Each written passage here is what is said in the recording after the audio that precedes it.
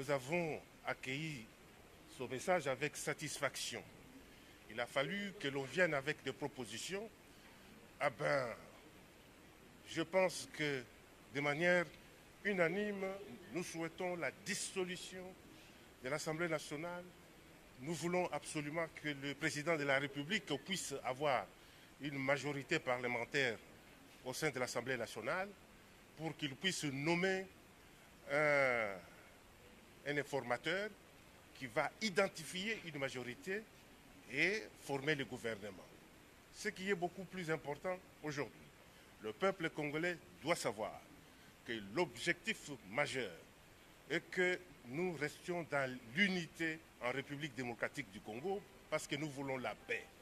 Mais si les compatriotes nous poussent aujourd'hui à ne pas respecter la paix, je suis convaincu que le président de la République a la volonté de maintenir tout le monde dans la paix. La dissolution de l'Assemblée nationale n'est pas un casus belli pour la guerre. Lorsqu'on constate que les choses ne marchent pas et que le président de la République constate que lorsqu'il envoie les messages, lorsqu'il veut discuter, il y a la présidente de l'Assemblée nationale, il y a le président du Sénat qui prennent des positions qui ne sont pas des hommes d'État.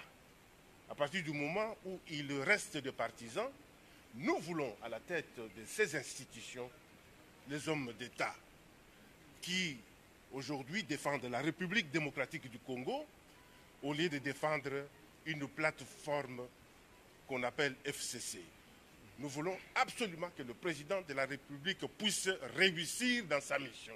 Et pour qu'il réussisse, nous ne voulons pas des gens qui lui mettent des bâtons dans les roues et les gens qui lui glissent des pots de bananes.